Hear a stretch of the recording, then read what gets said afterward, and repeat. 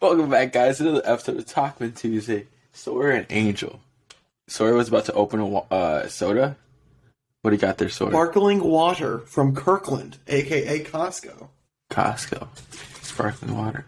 I'm obsessed with these things. Have you tried Topo Chico? You get like 24 for $10. You haven't tried Topo Chico? It's a sparkling water. It's very well known in it's South Texas, California, that part, like big cities. Mm-hmm. I was like, I haven't heard of it. Okay. Before we get to the avocado crisis, we'll just play the intro right now.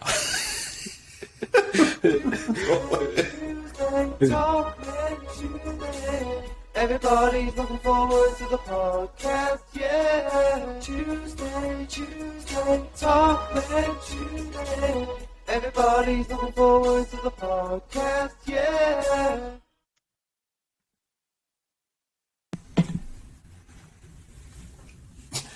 What a great little tease. Before we get to the avocado crisis, roll the intro.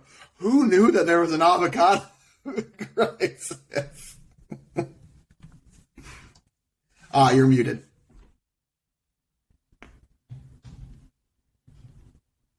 I can't hear you. No! Awkward. Yeah, that was awkward. I had it on mute and I forgot. I was like, what? Do you buy avocados at the store? No. Avocados are always way too expensive for me to buy at the store. Okay, tell me the price. Like, I can't justify it. Tell me the price right now that you think is most expensive. Probably I don't know. I feel like there's usually $2 or something. Okay, yeah.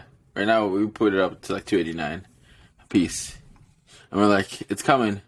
Apparently, the United States of America has blocked avocados. The United States of America. They have they have blocked off avocados coming from Mexico. You know how many avocados we get from Mexico? We get a ton There's of them. even a song about it. Avocados from Mexico. Or something like that. There's a song for a company. It was on a Super Bowl commercial. They actually, they put that much money into this commercial. And now, we're not coming from Mexico. So, Why would they do that? Don't they know it's getting warmer weather? People are craving margaritas, guacamole, all that. Imagine if this was in the summer. Ooh. I think they're going to try to find a way to solve this issue. This is all my speculation, or I need to check my sources. I haven't really checked it. It's just most of the people talking. Something to do with the narcos. Apparently, I saw one news article. I wasn't even sure how true it was, but I remember somebody else stating something. An inspector got threatened,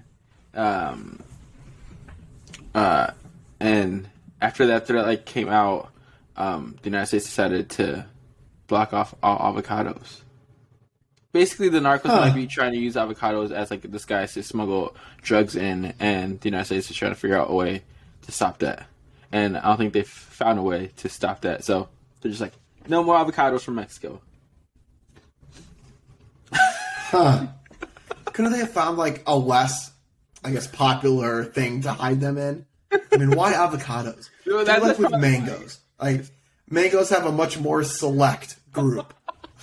But it's probably the amount of avocados. They're if we have a bunch of illegal stuff in one bag or whatever, truckload, what are the odds that they're going to choose that truckload type of thing if they're 10 passing through? If they look like avocados, but really they just have contain drugs in them, and they're not really avocados. They just look like that from the outside. Yeah. So, but then again, I didn't really dig into too much into the resources, so this may be completely false. Oh no, we believe this 100%. Let me hear first, folks. I'm gonna do some headline reading while we're on the pod. Okay, avocados from Mexico. Look, if you type in avocados, it goes directly to avocados from Mexico. Oh. Wait, New York Times headline reading right now. Literally, U.S. temporarily bans avocados from Mexico, citing threat. Boom. I'd say they're a pretty trustworthy source. Yeah. So there was a threat on an inspector. I'm guessing it was a cartel or narcos. Yeah. Don't want to talk too much about them because I don't want to be threatened to my life. Okay. Yeah. Charlie D'Amelio. Hey, but look at this. The state of Michoacan exports roughly $3 billion worth of the fruit annually. $3 billion of Jeez. avocados. It's a lot of avocados. Yep. Oh, yep. Okay, New York Times, they did cite that 80% of the avocados consumed come from Mexico, which the average price is $1.43. But that's going to go up.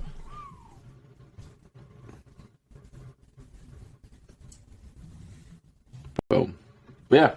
So, enjoy avocados while you can until they solve this issue. I was going to say, get them while they're hot. We got like 10 boxes. Hot, I should say. And we're like, we're not going to order more because people are not going to buy them that expensive. And they're just going to go bad. And that's what you think. That's the guy who wouldn't want to spend $2 on avocado. $2. Well, I'm not really the target audience. I'm too lazy to even make my own guacamole. I will buy pre-made guacamole just because, again, all the ingredients put together probably will outcost what it would cost me to just make or buy pre-made stuff. Where do you get your pre-made guacamole? Jewel Osco. Shout out Jewel Osco. Feel free to sponsor us. Free guacamole. Where's Jewel? Is that like a small grocery store? They're pretty big.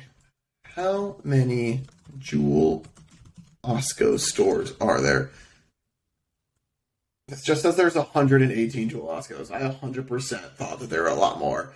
Across northern, central, and western Illinois, eastern Iowa, and portions of northwest Indiana. So Midwest? Mm-hmm. Have you heard of Snooks? Snooks? No. I think they probably have like 3 or 4 locations. Now, as I said, they're not even popping up in Google. Snooks. Oh, wait. Snooks, my bad. Schnooks. Yeah, there's 111. So there are only 77 more Jewel Oscos than Schnooks. Or Schnooks. Really? I didn't realize there's 111. Revenue, $3.1 billion. Dang. That's almost the same amount. And then compared to Aldi that has 11,000. Well, okay, that makes sense. And 106 billion. Jeez.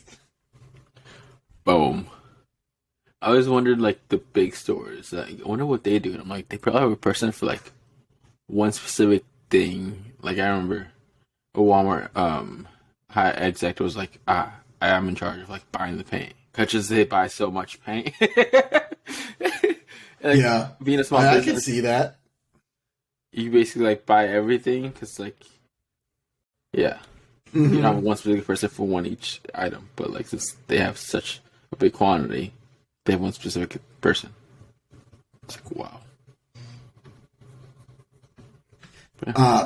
I remember part of this thing that I'm about to tell you. I don't remember this, like, if it's fully true or not. I just remember some details. But do you remember the show Storage Wars? Mm-hmm.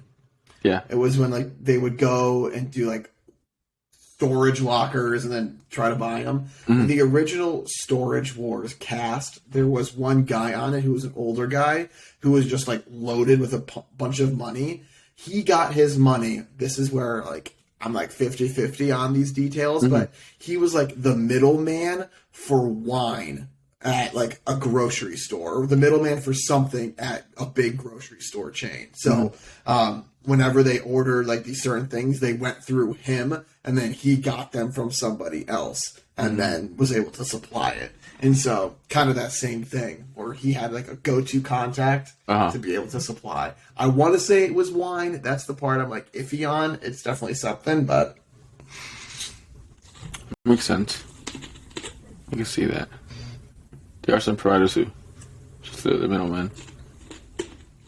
Ooh, talking about providers. I don't know anything that good to be a middleman for anything. Hey, you need different contacts, like the supplier and the salesperson. But kind of talking about middlemen. There was this business owner who, what he does, he basically does private labeling, which is you get a product, package it, and put like your label on it, like some common things like different dried spices. What else? Yeah, just different spices, different herbs. You get them from like a big bulk, and then just package them and label them. He worked for this company for like 12 years, and he was a salesperson. And his wife she worked in the office and like where they package everything for like 12 years. And like he said, one year he went from like earning 11% sales because he was like the delivery person to like 8, and then the following year down to 4. He got to a point where he was like, I'm done. Like, here are the keys. And then he told his wife about that, and then they just started their own private labeling business to like local Mexican stores. And the previous his previous boss was like trying to like push him out by buying like the retail space, but all the grocery stores were like, well, there's like no contract or anything, you're just like trying to like make us tell him to go away, which some of them did but some of them didn't. And he just got so big that one of the owner's brothers ends up fighting him like once they meet at a store, and they just happen to meet up at the same time delivering the same product. He like physically punched someone. They had a brawl that went out. He I guess he was getting so big, and they thought they were taking away so much money from him, so much business, that the brother ended up trying to like physically fight him. They go to court, and the brother ends up lying to the judge and everything, saying the new business guy started it. But luckily, the other guy ended up getting witnesses telling them like the story of what actually happened. It's like he's lying. And he was trying to bring his own employees to testify for him. It's like, you can't do that. Conflict of interest. Yeah. And now he's a successful middleman person. And he's probably the biggest competitor of the other brand company, which is kind of funny. Good for him. We'll probably put a fire in his belly when that guy punched him. Like, okay, well now I'm really not going anywhere. Like, screw you, type of thing. And he was like, "Yeah, I had my house robbed in." And he was like, "I've been living there for like a lot of years, and all of a sudden it gets robbed in now, like twice." Like, yeah. Coincidence? I think not. But if his pay wouldn't have gone down from like 11% to like 8 to 4, he might have just stayed there and he wouldn't have had the competition. Yeah. But the company was growing, content, and they cut down the pay, and so it was like. Luckily, the wife knew all the ins of the office part, like the packaging, and the husband knew all like the actual talk. He has gone to the other grocery stores and he already had relationships with them, which was like, hey, we have the same product. You just want to put it in there. Boom. Yeah. That's crazy. Now that he's their biggest competitor, like, dang it, we messed something up. Yeah. I think he's doing pretty good, too. Because probably like a family business. Yeah.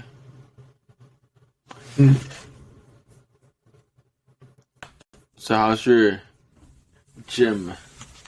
How many times have you gone to the gym? I was just going to bring it up. I was just going to bring that up. We are both killing it right now. We're 100% this week, both of us. It feels good. Like you told me last week when I was like, I'm so sore, like this sucks. You're like, it's going to go away after the first weekend. And it has. I was telling Candace earlier today, I was like, I'm glad that the soreness went away, because if it didn't, then that would probably like just deter me in the long run from like being happy with it. But like I still would have sucked it up, but it feels good to kind of be back in the swing of it. It's starting to get a little more of like a routine type of thing. Right after done with work, close the old laptop, go to the gym, and then come back and have dinner. So it feels good. Oh, 2 for 2. 2 for 2. Guess what I did? What did you? Oh yeah, you got the daily water thing. I like those. I like those a lot. It kind of gives you something to shoot for. I got a water bottle that's a gallon, and it has like different times, 7 a.m. to like 9 p.m. in intervals of like motivational quotes, like ready to go. You got it. Keep drinking. Feeling awesome. So I could drink 1 gallon. Be accountable to it. I've actually done it for the past 2. This is my second day. Hey, past day. You're 100% with that too. I mean, it's something that like, again, like you get in a habit of drinking that. Like it just has positive benefits for you in the long run, and like it doesn't seem like it's that much. Like, okay, in this hour I only have to drink that much, just like a small amount. But again, it has all the good things, so keep that one up too. That plus working out. Woo! Gonna have to go jean shopping in a little bit to get some smaller pairs.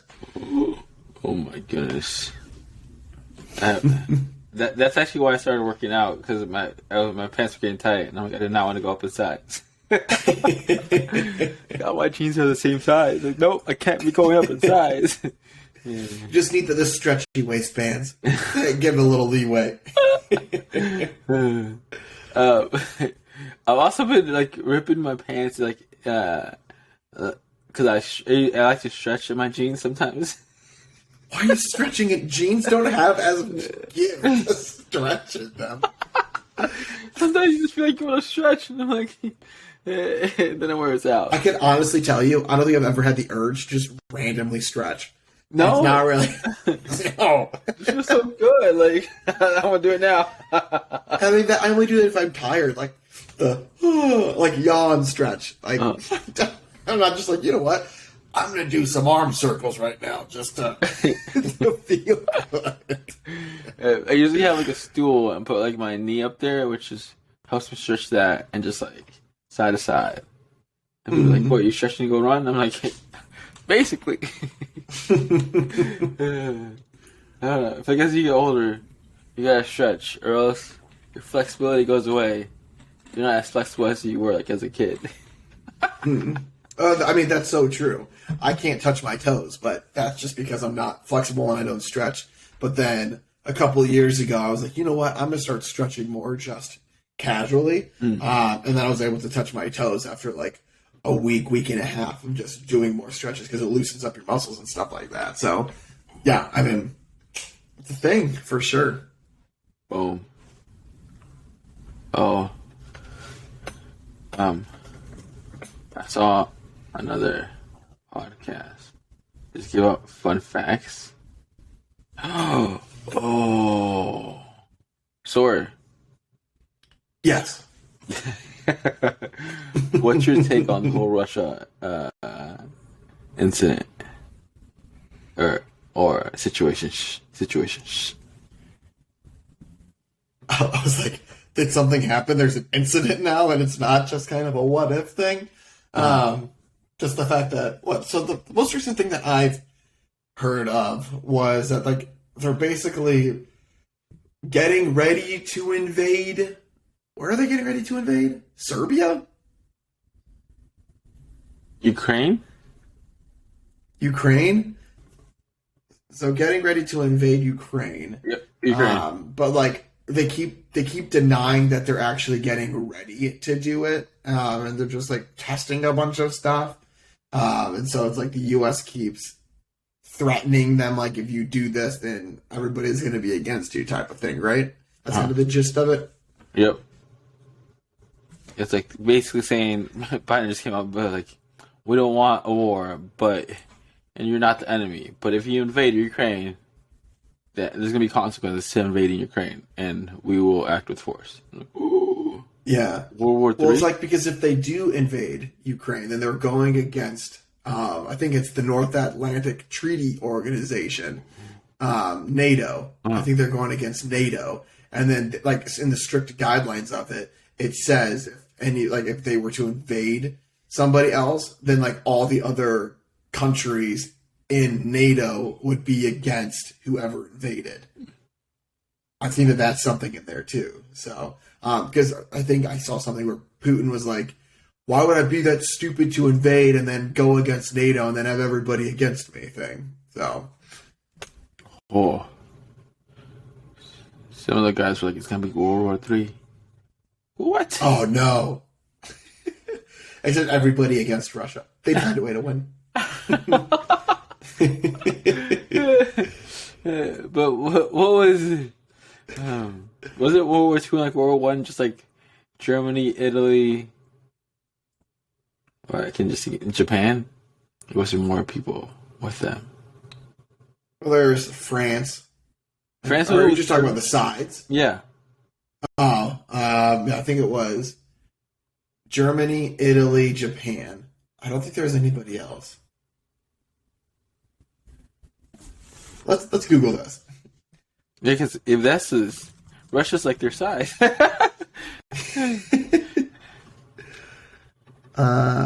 It was Germany, Italy, and Japan. Woohoo! And then it was France, Great Britain, U.S., Soviet Union, and then to a lesser extent, China. Dang. Look at us knowing our world history. Axis powers. Yeah, so let's say they just need to like team up with like Japan or something in like Italy, and then a world war is gonna break out. Hopefully they don't listen to this podcast and get any ideas.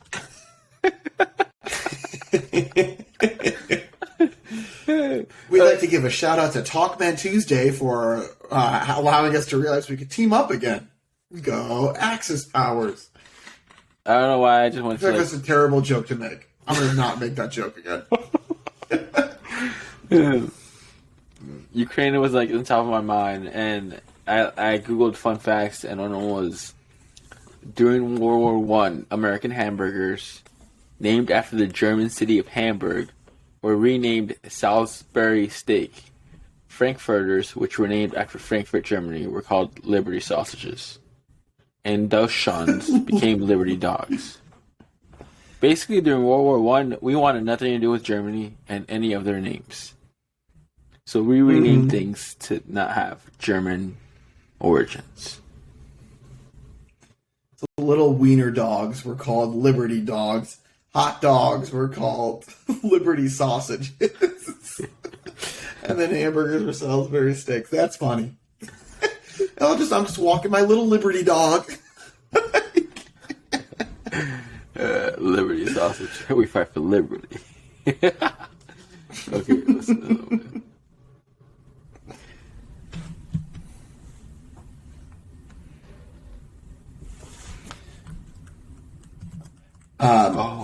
A fun fact that I know, just because my mind's on food right now for some reason,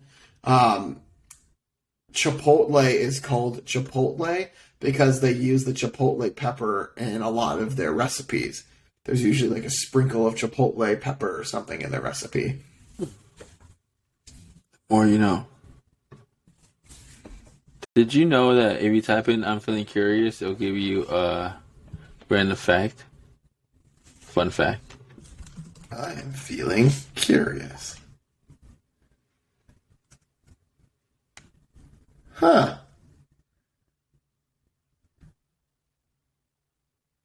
This is like literally any question, though.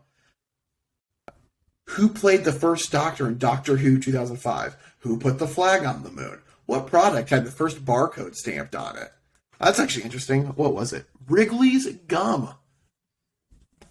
A packet of bubble gum was the first ever thing to have a barcode printed on it.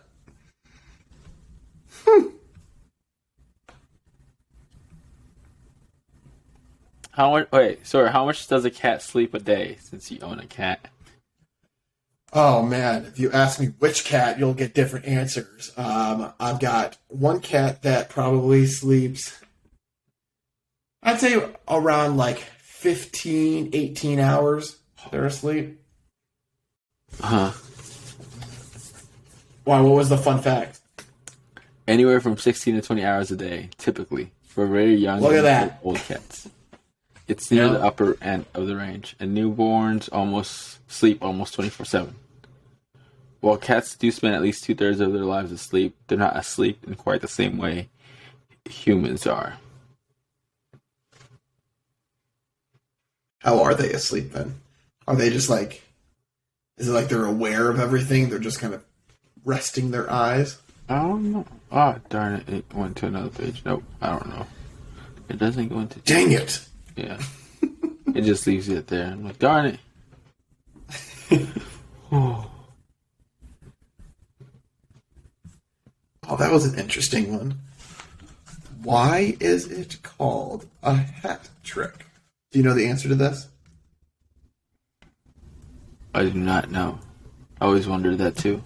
It's like, It says, though hat trick was used in some newspapers during the 1930s and early 40s to describe a player scoring 3 goals in a game, the Hockey Hall of Fame says the origin of the term came when a Toronto businessman named Sammy Taft promoted his business by offering a hat to any player who scored 3 goals during a game. So he would just give away a hat. Okay. I'd be like, oh, I got a free hat. we scored 3 or more. Oh, hat trick. Interesting. Do you know how Purdue Boilermakers got their name?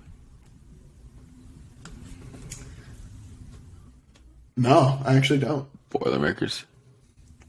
The mascot of Purdue. The football team beat a Wabash football team. You know, Wabash, a men's college in Crawfordsville, Indiana, very small, all men's college. They beat them so brutally that the local newspaper in Wabash called Purdue Boilermakers, which was supposed to be an insult to us because Boilermakers are like the low end of the train, those that put the coal into the heat thingy to make it go.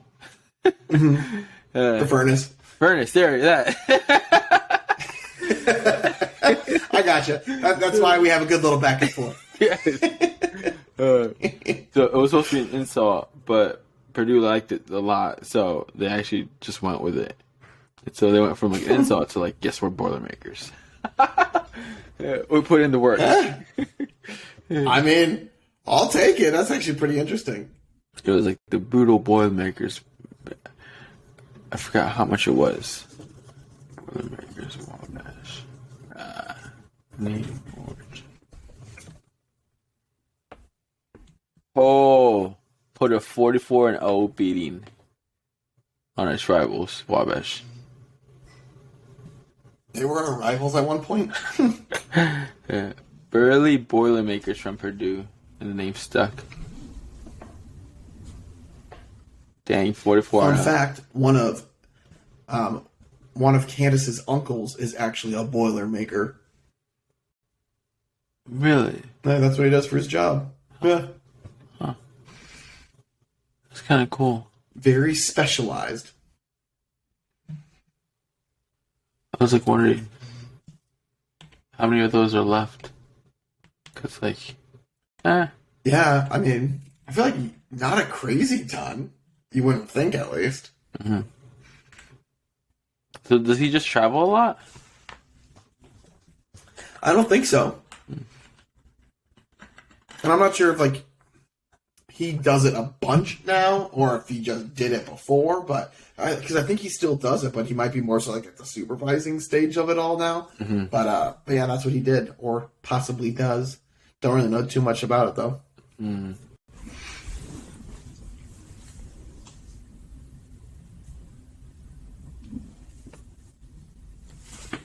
Okay.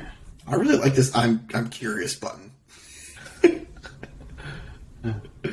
This is what I'm going to be doing like all throughout my days now. I'm just going to be, I'm curious. I'm curious. And you can't even go back to it. No. Darn it! Yeah, I accidentally typed it. Oh my god. What? Okay, the question was, what is the largest continent in the world? And I'm like, The largest continent? Asia?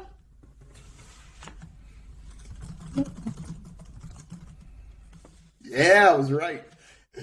Asia.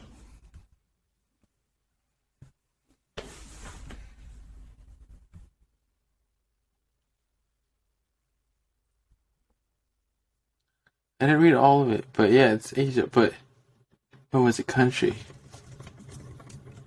What is the largest country? Oh my goodness! Guess the largest country.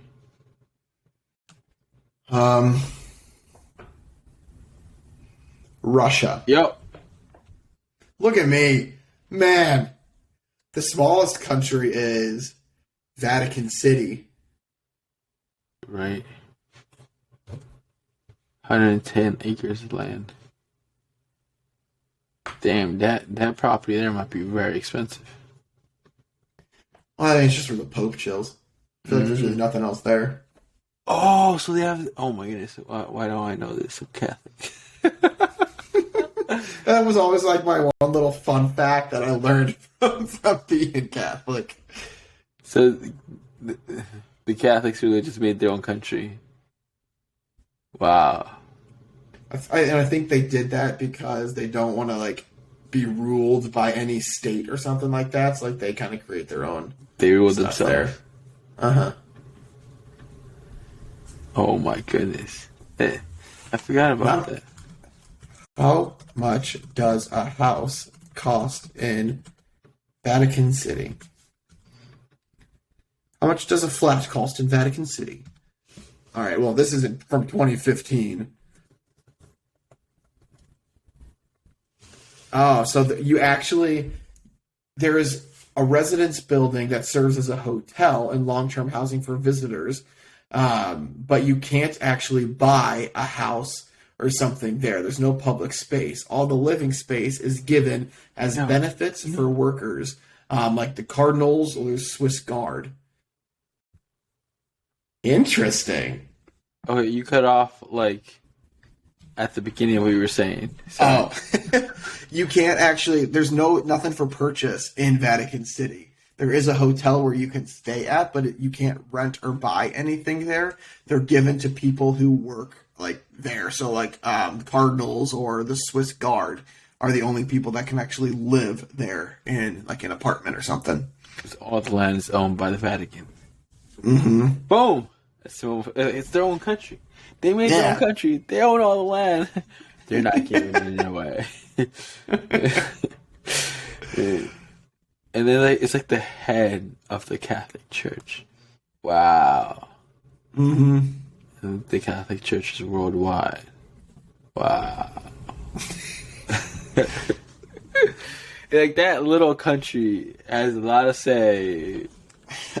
Oh yeah, in the whole world.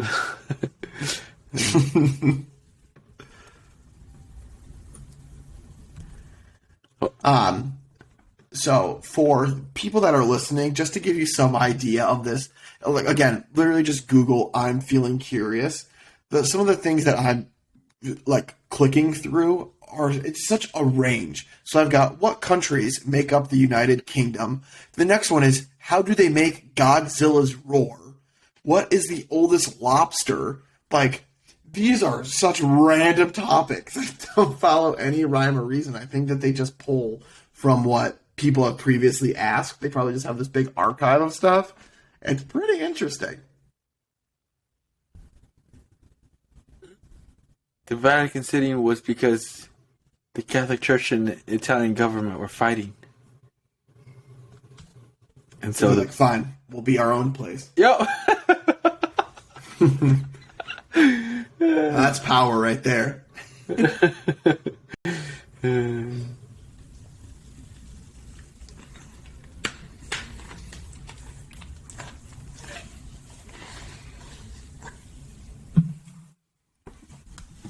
And then it says the majority of Vatican City's 600 citizens live abroad. It's basically all the clergy members who like work abroad. Yeah. They just get like their orders and go. It's just so huge. Yeah. Learn something new every day. That's why you tune into Talkmen Tuesday. Okay. There's probably somebody out there that already knew all this stuff, and they're like, yeah, guys, this is very obvious. Okay. The Vatican Observatory owns a telescope in Arizona. As Rome expanded, light pollution from the city made it increasingly difficult for astronomers at the Vatican Observatory, located 15 miles from the city, at the papal summer residence, to view the night skies. So in 1981, they opened a second research center in Tucson, Arizona, where they could do all their research from southeast Arizona, atop Mount Graham. What? So they have a little tiny dot just where they have a telescope. We're gonna go halfway across the world. Bye. Yeah. It's like, and if anybody else touches that telescope that isn't a part of the Vatican City, you better stop because you'll be arrested. They probably have a guard just watching that telescope all the time. Now I'm like curious, like how much like the Pope's like budget is like travel the world. How much his budget is? I feel like people pay to have the Pope come visit. There you go. Yeah, most likely it is. I don't think he's like, hey guys, sorry, can't go to Africa this month because my stipend ran out. Like, see you next month, maybe. That makes sense. I'm just thinking about like how huge the Catholic Church is, and oh my goodness, yeah, wow, okay, it just blows my mind. Just get you to think, yep.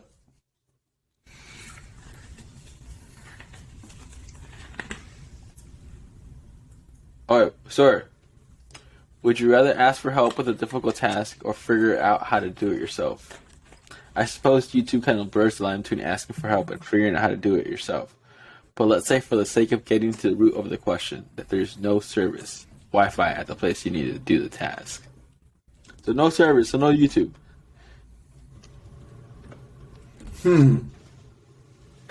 I say I've kind of got like I don't know what the right word is. I've got like a stipulation that kind of goes into this.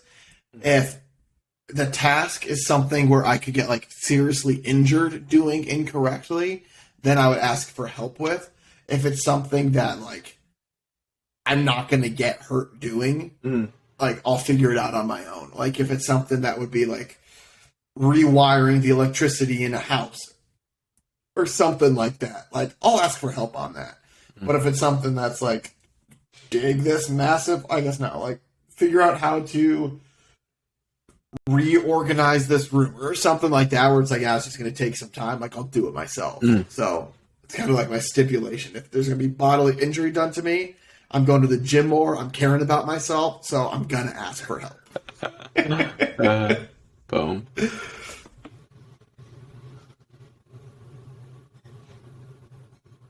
If I attempt to do it myself, and then I'm over my head, and I'm gonna ask for help. Yeah. I mean, you got to give it a try. That's kind of one of those things. Yeah. So I'll try. Then I see sparks flying. I'm like, there goes that try. Yeah, and they're like, we're actually too late now. You ruined this. My bad. That's always the worst. Try again next time. Really? I wonder who did that. The previous guy didn't know what they were doing, right? I saw somebody run out the back, but It's like, I went to the dentist last week, and I thought I had an oral surgeon down at the dentist, right? So like, because all the dentists make you have an appointment for an evaluation, basically charge you money to say we're gonna get 4 tooth out, we can go into 2 or whatnot. So I went in there, and guess what? He could only do the top 2 because those were like simple extractions, but the more complicated ones, he was like, you need an oral surgeon for that, and recommended me a place. And I'm like, oh my goodness, that would like avoid this, but I didn't avoid it, so I had to pay for that consultation and then go to the and I called the other dentist, and they're like, can like the consultation be avoided because like I already have my X-rays and whatnot, and like it tells you like what you need to do. It's like, no, we need a consultation. I'm like, great. Of course you do.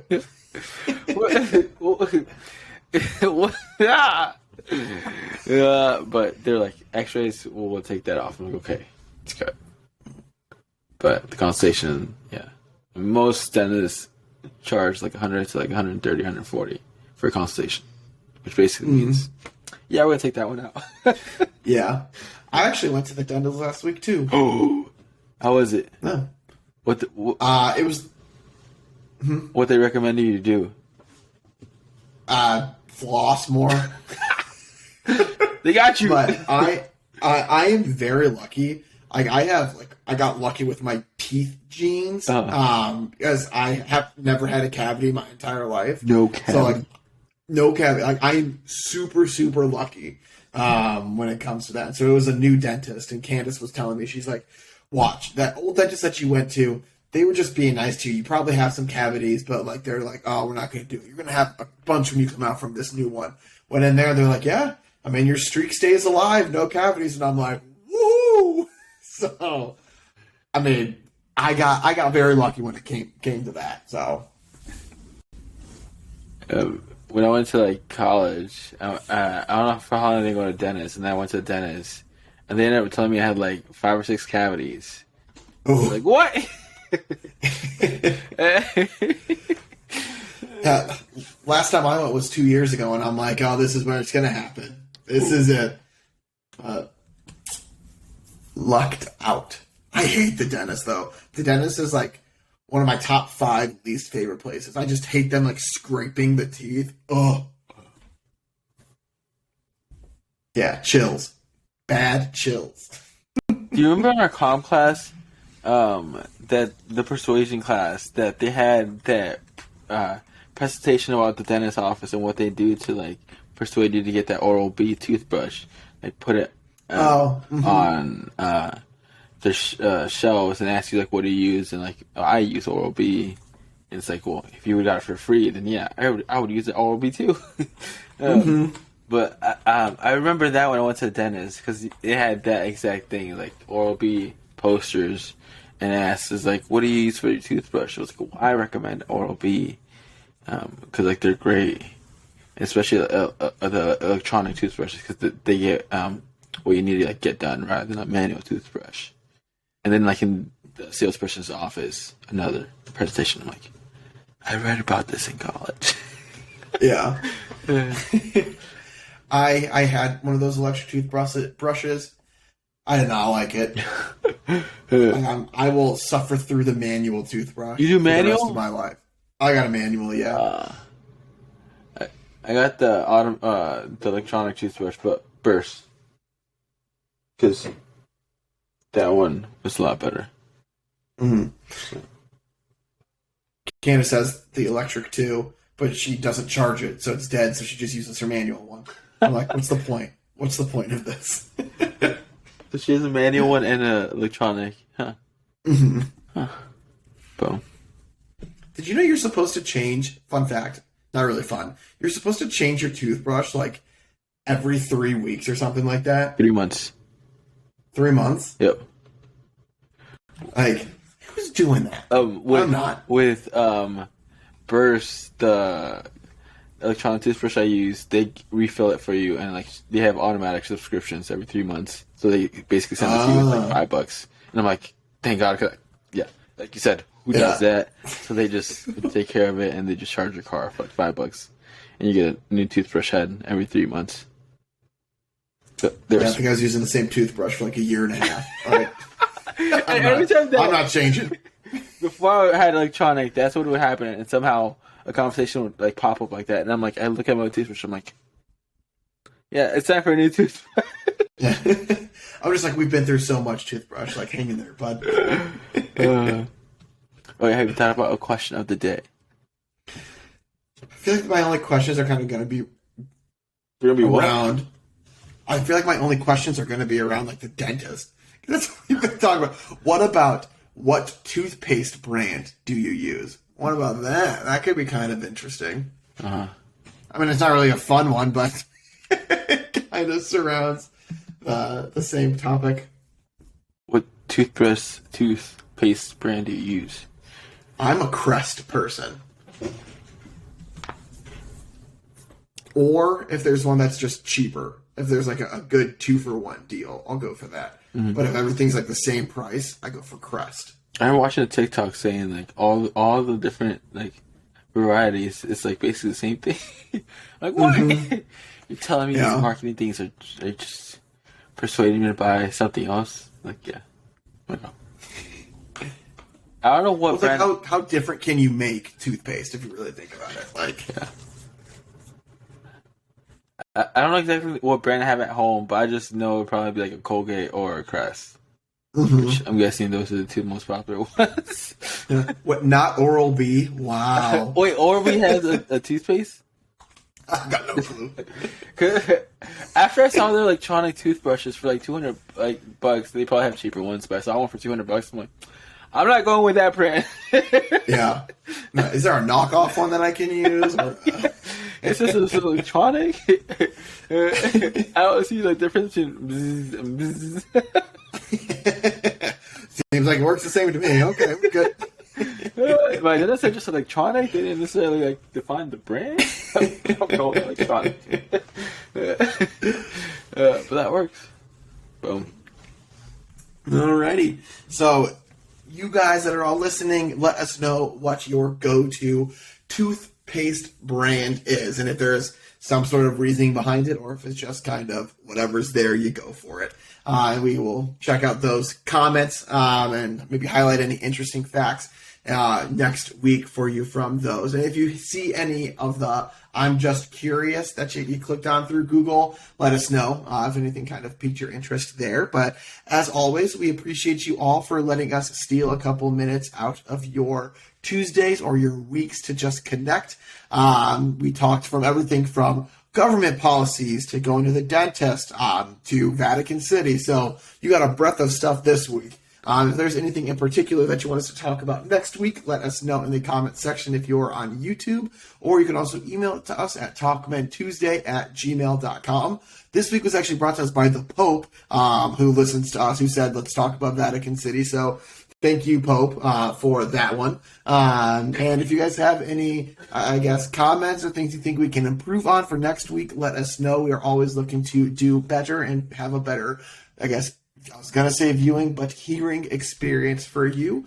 But in the meantime, stay safe, social distance, unless you're vaccinated, and give somebody a hug, and make sure to tell somebody you love them. But we will talk with you guys more next week. Thank you, guys. Peace.